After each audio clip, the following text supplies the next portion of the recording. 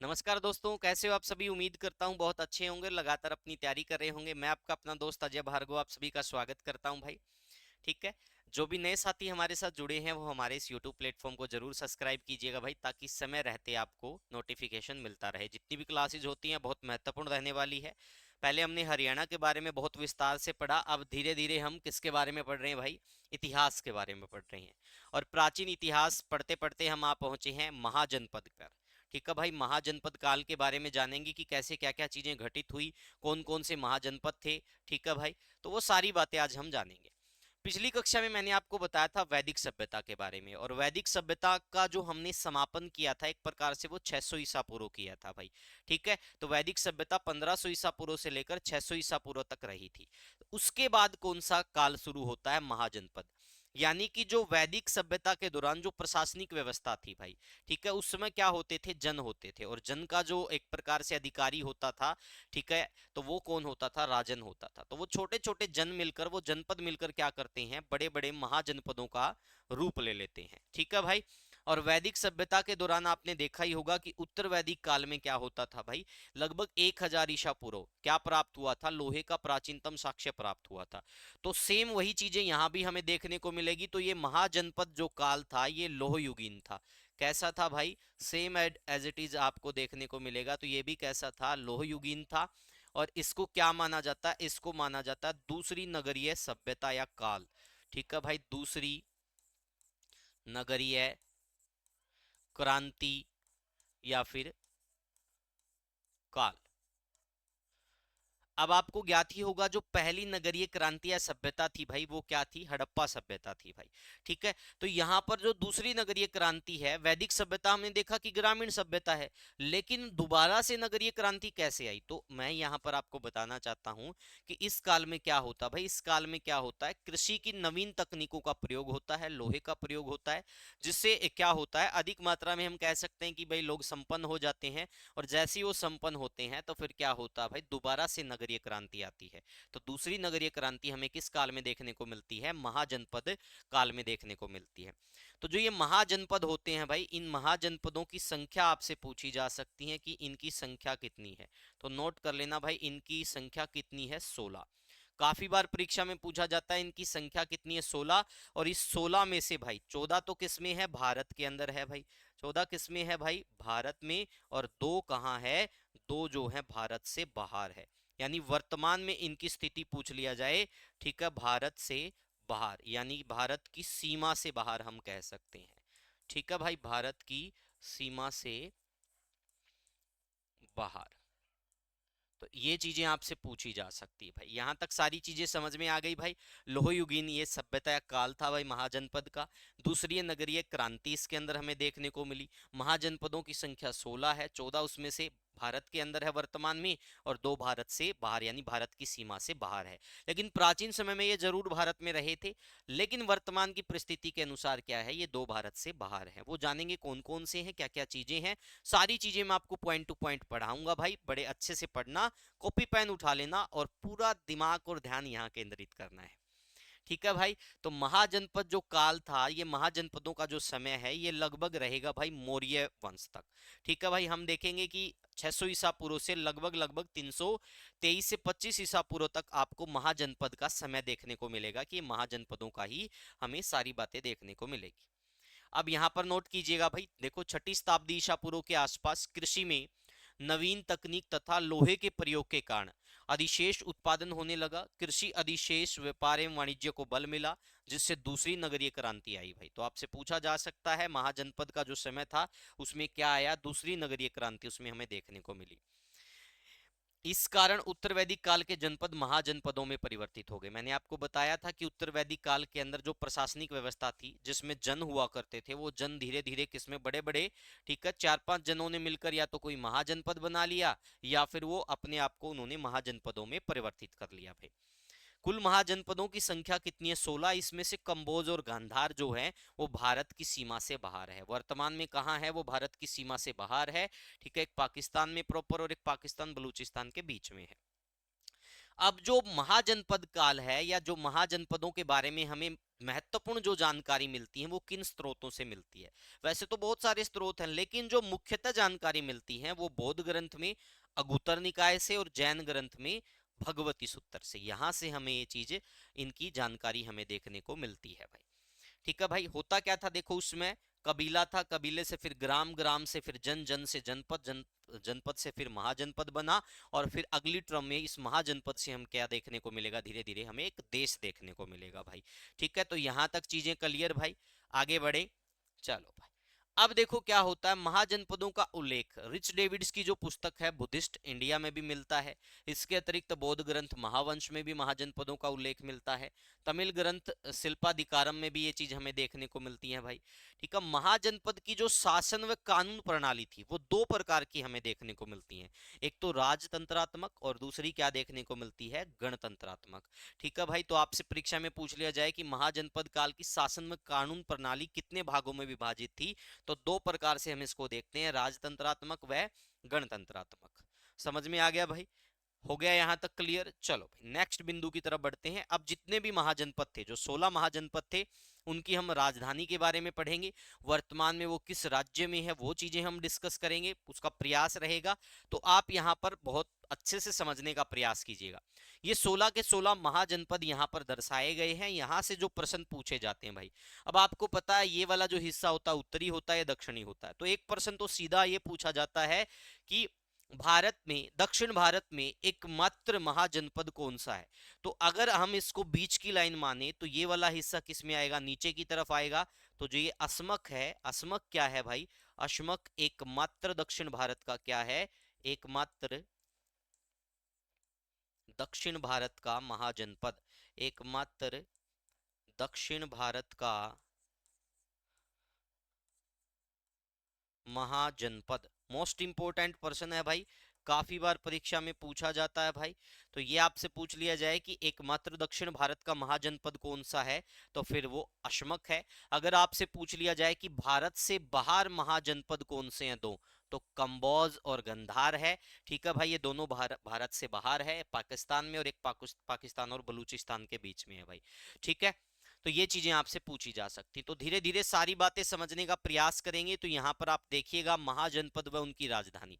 तो सबसे पहले हम पढ़ेंगे भाई अंग महाजनपद के बारे में। तो जो अंग महाजनपद है, इसकी जो राजधानी है वो है चंपा भाई। उस समय क्या हुआ करती थी, इसकी राजधानी चंपा, और ये वर्तमान में कहाँ माना जाता है, ये चंपा बिहार में भाई। ठीक है, ये जनपद का संबंध कहाँ से हुआ, बिहार से हुआ। उसके बाद हम देखेंगे भाई दूसरे नंबर पर हम देखेंगे मगध। तो मगध की जो हम राजधानी देखने को मिलती, राजगृह, वैशाली, पाटलिपुत्र, तीनों देखने को मिलती हैं। तो ये कहाँ हुई, ये भी बिहार के अंदर है भाई। उसके बाद हम देखेंगे काशी। तो काशी की जो राजधानी थी वो वाराणसी थी, ये उत्तर प्रदेश के अंदर है भाई। तो यहाँ से सीधे प्रश्न आते परीक्षाओं में। उसके बाद वत्स देखेंगे, तो वत्स की जो राजधानी कौशाम्बी है, ये भी उत्तर प्रदेश के अंदर है। उसके बाद आपसे देखा जाए वजी, वजी की जो राजधानी रही वैशाली, विधि, विधेय और मिथिला, तो ये कहाँ पर है, ये बिहार के अंदर है भाई। उसके बाद हम देखेंगे कौशल महाजनपद। तो इसकी राजधानी क्या रही है, श्रावस्ती रही है, ये उत्तर प्रदेश के अंदर है। उसके बाद आगे हम पढ़ेंगे अवंती भाई। तो अवंती की जो राजधानी रही है वो उज्जैन और महिष्मती रही है, ये मध्य प्रदेश के अंदर है। उसके बाद नेक्स्ट देखेंगे मल। तो मल महाजनपद की जो राजधानी है वो कुशावती है, ये उत्तर प्रदेश के अंदर है भाई। उसके बाद देखेंगे पांचाल। तो इसकी जो राजधानी रही है अहिछत्र कौपिल्य रही है, ये उत्तर प्रदेश के अंदर है। ठीक है भाई। उसके बाद हम देखेंगे चेदी। तो चेदी की जो राजधानी रही है शक्तिमती रही है, ये उत्तर प्रदेश और मध्य प्रदेश दोनों में है भाई, क्योंकि बुंदेलखंड में है और बुंदेलखंड का हिस्सा दोनों को लगता है। तो ये आपसे पूछा जा सकता है। उसके बाद हम देखेंगे कुरु। तो कुरु की जो राजधानी इंद्रप्रस्थ रही है। ठीक है, तो कुरु जो रहा है वो हरियाणा, मेरठ, दिल्ली तीनों से लगभग सटा हुआ रहा है। तो आपको कुरु के बारे में जानकारी हरियाणा में भी मिल जाती है। कुरु और पंचाल दोनों का संबंध हम हरियाणा से मान सकते हैं, क्योंकि दोनों का कोई ना कोई संबंध हरियाणा से रहा है, और ऐसे प्रश्न परीक्षाओं में मैंने करवाए भी हैं। महाजनपद काल का जब मैंने टॉपिक हरियाणा से संबंधित करवाया तो ये बातें मैंने आपको बताई थी भाई। ठीक है, कि कुरु और पंचाल महाजनपद में आधुनिक हरियाणा के भाग शामिल थे, ये मैंने आपको बताया था। उसके बाद देखेंगे मत्स्य भाई। इसकी राजधानी विराटनगर रही है, ये राजस्थान में है। ठीक है भाई। उसके बाद हम देखेंगे कंबोज। कंबोज की जो राजधानी है वो हाटक है। तो ये मैंने आपको बता दिया, ये भारत से बाहर है भाई। ठीक है।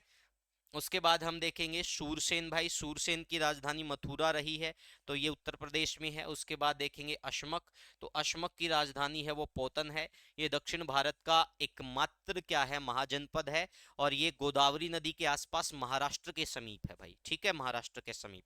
उसके बाद देखेंगे गांधार, तो गांधार का अगर आपसे पूछ लिया जाए तो फिर क्या हो जाएगा गांधार का भाई, इसकी राजधानी तक्षशिला हो जाएगी। ठीक है भाई, यहां तक आई थिंक सारी चीजें आपके समझ में आ गई होगी भाई। ठीक है,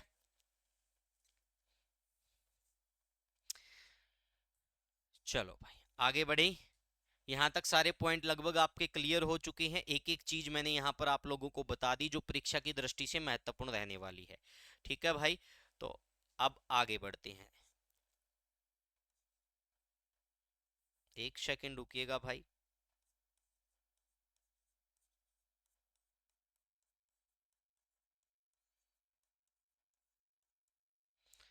उसके बाद नेक्स्ट देखते हैं भाई आगे क्या क्या प्रश्न बन सकते हैं। चलो अब हम काशी महाजनपद के बारे में पढ़ेंगे, मोस्ट इंपोर्टेंट प्रश्न है, यहाँ से देखते हैं कौन कौन से ऐसे प्रश्न है जो परीक्षा की दृष्टि से महत्वपूर्ण रहने वाले हैं। वैसे तो देखो इतना डीप लगभग प्रश्न हरियाणा में आया नहीं है आज तक, लेकिन मेरा प्रयास रहेगा कि मैं आप लोगों को वो चीजें करवाऊं भाई। तो देखो 16 महाजनपदों में काशी महाजनपद वाराणसी जिले में है। ठीक है भाई, आपको बता दिया था किस राज्य के अंदर है, क्या इसकी राजधानी रही, ये चीजें हमारी डिस्कस हो चुकी हैं। अब हम देखेंगे कि उसके समीपवर्ती क्षेत्रों में स्थित है।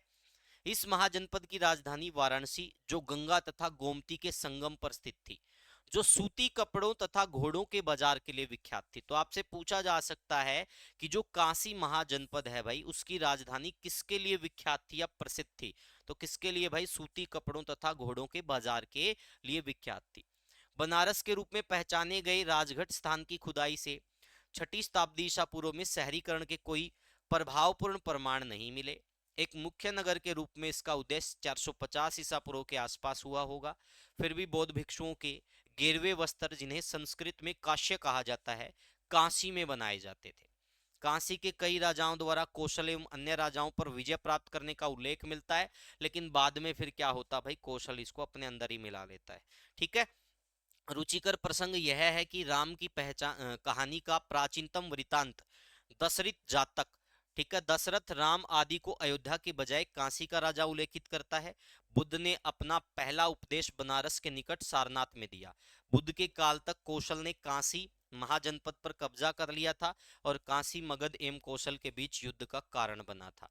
तो ये किसके बारे में जानकारी है भाई, ये काशी महाजनपद के बारे में। तो इसमें से जो जो प्रश्न आपको परीक्षा की दृष्टि से महत्वपूर्ण लगते हैं, आप इसको रीड करना अच्छे से। मैंने वो पॉइंट ही करवा रहा हूँ, पूरी डिटेल में नहीं करवा रहा भाई। ठीक है, नेक्स्ट हम देखेंगे अगला जो महाजनपद है वो है कौशल भाई। ठीक है, तो कौशल महाजनपद में हमें क्या देखने को मिलेगा, कौशल महाजनपद पश्चिम में गोमती से घिरा हुआ है। इसके पूर्व में सदानीरा नदी बहती थी, जो विधेय जनपद से अलग करती थी। ये प्रश्न आपसे पूछे जा सकते हैं भाई, देखो इनको याद करना पड़ेगा। इसके उत्तर में नेपाल की पहाड़ियां तथा दक्षिण में श्यान नदी का नदी बहती थी। साहित्यिक प्रमाण बताते हैं कि कौशल का उदय कई छोटी छोटी इकाइयों एवं वंशों के सामंजस्य से हुआ। इसकी राजधानी श्रावस्ती थी। मैंने आपको ये बात राजधानी वाली पहले ही करवा दी ताकि आप कंफ्यूज ना हो, क्योंकि बहुत सारे स्टूडेंट क्या होते हैं, कम पढ़ने वाले होते हैं, बहुत सारे स्टूडेंट ज्यादा पढ़ने वाले होते हैं। तो जो कम पढ़ने वाले हैं वो 2-3 पेज से ही कर जाएंगे, प्रश्न वहीं से आ जाएगा। लेकिन अगर कभी डिटेल से पूछा जाए तो पूरी क्लास को रीड करना, पीपीटी को पढ़ना।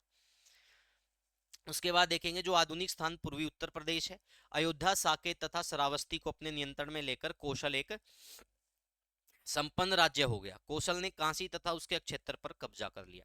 तो आपसे पूछ लेंगे कि कौशल महाजनपद के कुछ प्रमुख नगरों के बारे में बताओ। तो कौन कौन से हो गए प्रमुख नगर भाई, अयोध्या, साकेत व श्रावस्ती। ऐसे प्रश्न पूछे जाते हैं भाई। यहाँ तक चीजें क्लियर। कौशल महाजनपद की राजधानी श्रावस्ती।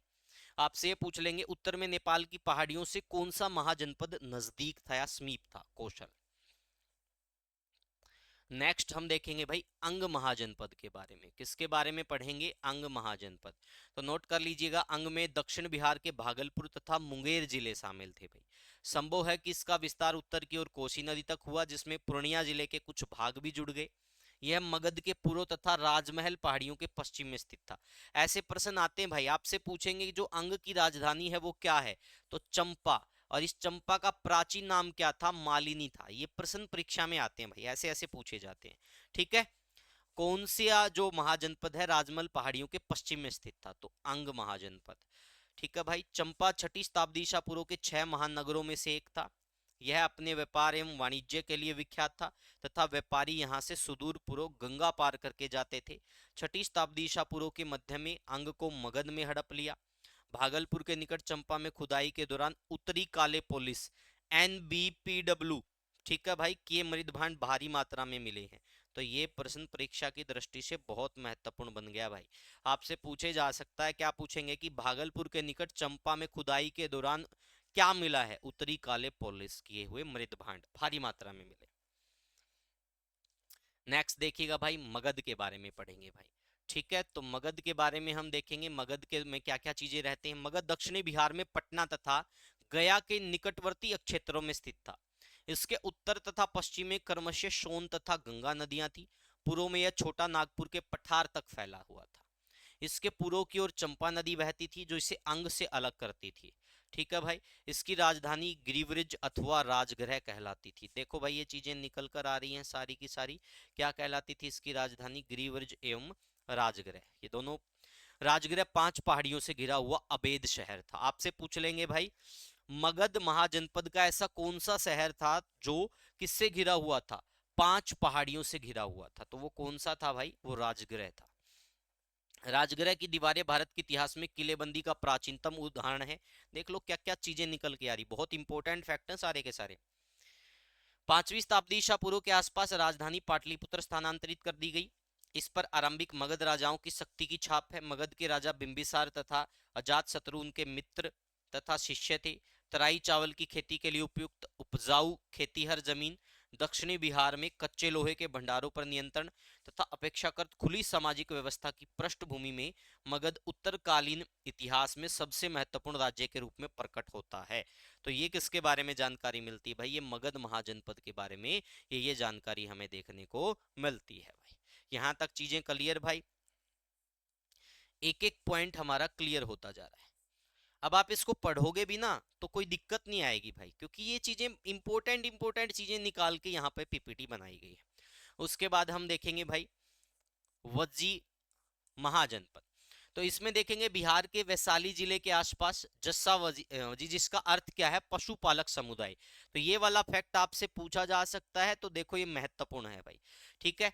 ये गंगा के उत्तर में स्थित था। यह महाजनपद उत्तर में नेपाल की पहाड़ियों तक फैला हुआ था। गंडक नदी से कौशल से अलग करती थी।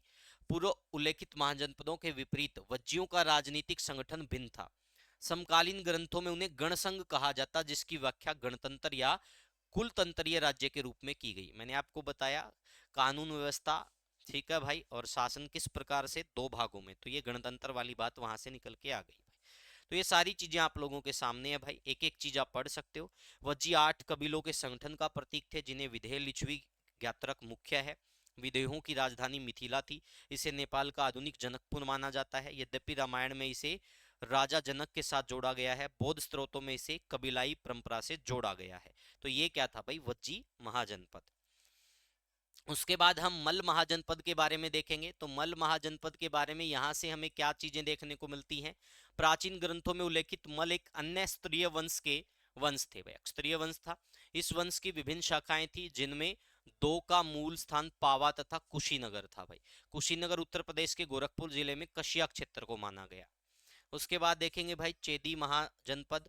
तो यहाँ पर हम देखेंगे इसमें क्या क्या चीजें हैं। चेदी एक क्षेत्र आधुनिक बुंदेलखंड के पूर्वी भाग के आसपास था। तो ये उत्तर प्रदेश और मध्य प्रदेश दोनों में है भाई। संभव इसका विस्तार मालवा पठार तक हो गया हो। कृष्ण का प्रसिद्ध स्त्रु शिशुपाल चेदियों का शासक था। महाभारत के अनुसार चेदी चंबल के पार मत्स्य बनारस के काशियों तथा सोन नदी की घाटी में करुषों के निकट संपर्क में थे। इसकी राजधानी सोथीवती, जिसको सुक्तिमती भी कहा जाता थी, संभवतः उत्तर प्रदेश के बांदा जिले में निकट संपर्क में थी स्थित थी। इस क्षेत्र के अन्य मुख्य नगर सहजाती एवं त्रिपरी थे भाई।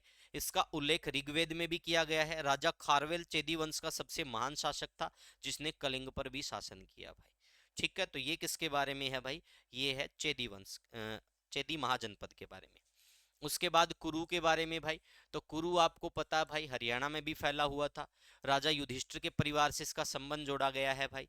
ठीक है, वे दिल्ली मेरठ के आसपास स्थित थे, हरियाणा में भी थे। अर्थशास्त्र तथा अन्य ग्रंथों में इन्हें राज शब्दों पजी विनय अर्थात राजा की पदवी रखने वालों की संज्ञा दी गई है। इसमें कबीलाई वंशों की विस्तृत संरचना की ओर से संकेत मिलता है। क्षेत्र में इनके संपूर्ण एकाधिकार की अनुपस्थिति के प्रमाण इस क्षेत्र में कई राजनीतिक केंद्रों के उल्लेख से भी मिलते हैं। हस्तिनापुर, इंद्रप्रस्थ, इशुकर में से प्रत्येक कुरुओं की राजधानी के रूप में उल्लेखित किए गए हैं। इनमें से प्रत्येक का अपना शासक था। आगे हम देखेंगे पांचाल भाई। तो पांचाल में क्या क्या चीजें, यहाँ पर क्या ऐसे पॉइंट हमें मिलेंगे। पांचाल महाजनपद के रुहेलखंड तथा मध्य दोआब के दो भागों, मोटे तौर पर बरेली, पीलीभीत, बदायूं, बुलंदशहर, अलीगढ़ आदि पर स्थित था। प्राचीन ग्रंथों में पांचालों के दो वंशों, उत्तर पांचाल तथा दक्षिण पंचाल, जिन्हें भगीरथी नदी पृथक करती थी, का उल्लेख मिलता है। उत्तरी पंचालों की राजधानी उत्तर प्रदेश के बरेली जिले में अहिस्त्र में स्थित थी। दक्षिणी की राजधानी उत्तर प्रदेश के पांचालों की राजधानी कांपिल्य थी। संभवतः वे कुरुओं से निकट संपर्क रखते थे। यद्यपि एक या दो पंचाल शासकों का उल्लेख मिलता है, लेकिन ये सारी चीजें आप लोगों के सामने है भाई। ठीक है, आगे मत्स्य। तो मत्स्य महाजनपद में क्या क्या चीजें रहने वाली है वो नोट कर लो भाई। मत्स्य राजस्थान के जयपुर, भरतपुर, अलवर क्षेत्र में स्थित थे। इनकी राजधानी विराट नगर थी भाई, जो कि पांडवों के छिपने के स्थान के रूप में विख्यात है। ठीक है भाई, तो ये फैक्ट आपसे पूछ सकते हैं, और जो जो फैक्ट पूछे जा सकते हैं वो सारे हमने यहाँ पर बता दिए भाई। ठीक है, तो ये मत्स्य आपको कहाँ देखने को मिलेगा, ये आपको राजस्थान में देखने को मिलेगा। तो ये राजस्थान के अंदर भी आप देख सकते हो भाई, यहाँ पर भी महाजनपद था। तो ये चीजें आपकी लगभग क्लियर हो गई भाई।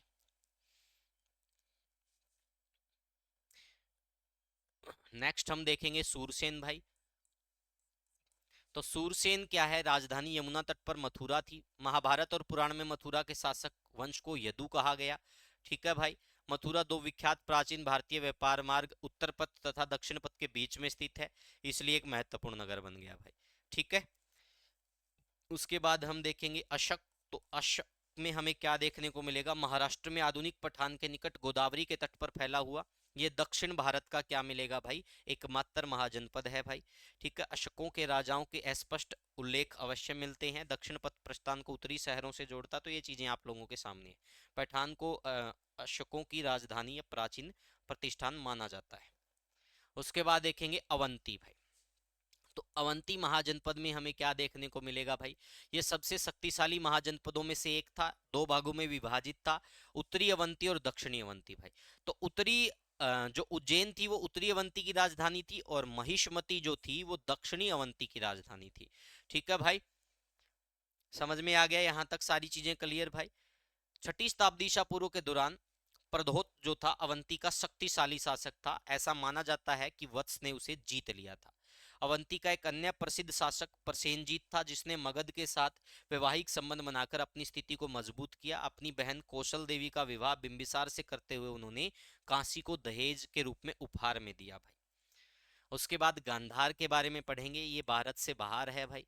ठीक है, गांधार भारत के उत्तर पश्चिम में काबुल और रावलपिंडी के मध्य का क्षेत्र था, यानी पाकिस्तान में है। इसमें कश्मीर का भी कुछ भाग रहा। इसकी राजधानी तक्षशिला एक महत्वपूर्ण शहर था, जहां जनपदों के लोग शिक्षा तथा व्यापार के उद्देश्य से जाते थे।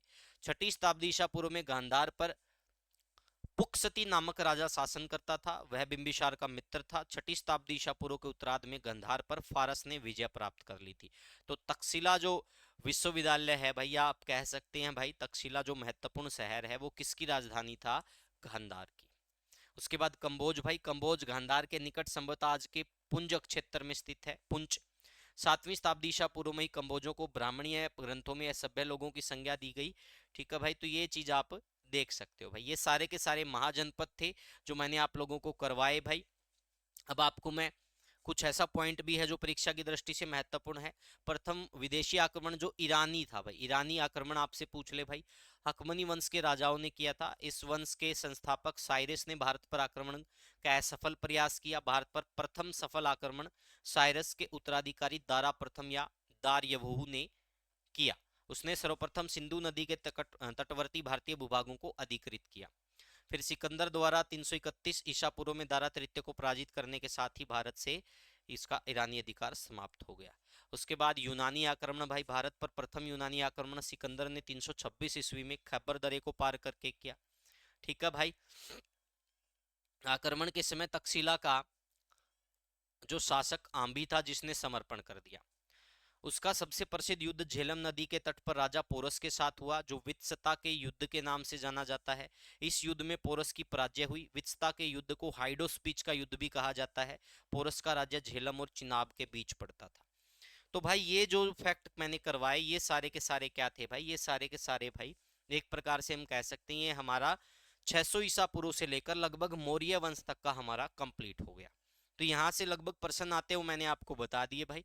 अब जिस भी साथी को पीडीएफ चाहिए तो पीडीएफ के लिए आप क्या करो भाई, पीडीएफ के लिए आप हमारा टेलीग्राम चैनल ज्वाइन करो। टेलीग्राम चैनल का क्या नाम है,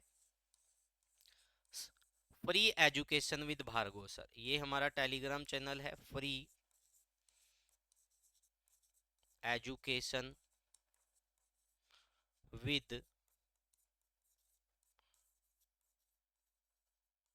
भार्गव सर। तो ये आप ज्वाइन कीजिएगा भाई। ठीक है, आपको ये पीडीएफ वहां पर मिल जाएगी, क्लास भी वहां पर मिल जाएगी। और जिसको भी भाई व्हाट्सएप से कोई जानकारी लेनी है, कोई पीडीएफ लेनी है, ठीक है भाई, तो वो क्या करे, 95 181 98 050 पर व्हाट्सएप कर दे भाई। ठीक है, तो आज के लिए इतना ही। Thank you, take care, bye bye. हमारे इस यूट्यूब चैनल को सब्सक्राइब कर लीजिएगा, बने रहिएगा हमारे साथ। मिलते हैं अगली कक्षा में। अब उससे मैं मौर्य काल करवाने से पहले आपको मैं जैन धर्म बौद्ध धर्म के बारे में पढ़ाऊंगा। उसके बाद हम प्रॉपर तरीके से सारी चीजें करते हुए चलेंगे। ठीक है, अगर आप कहोगे कि प्राचीन ऐतिहासिक स्रोत करवाने हैं तो पहले वो भी करवा देंगे, लेकिन मेरा प्रयास है कि मैं आपको एक बार हिस्ट्री के सीक्वेंस में लेकर आ चुका हूं, तो सीक्वेंस वाइज ही आपको चीजें करवाता चलो। तो आज के लिए इतना ही। Thank you, take care, bye bye. मिलते हैं अगली कक्षा में। धन्यवाद, बाय बाय।